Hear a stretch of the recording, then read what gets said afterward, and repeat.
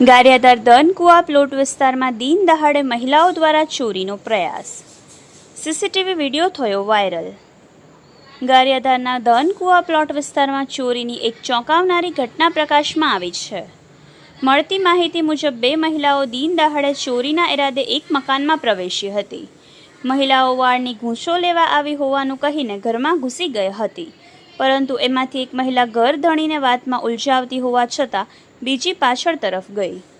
ઘટનાની શંકા થતાં ગરધણીએ ચેતવણી આપી અને ઘટના સ્થળેથી મહિલાઓ ભાગી છૂટ્યા હતા.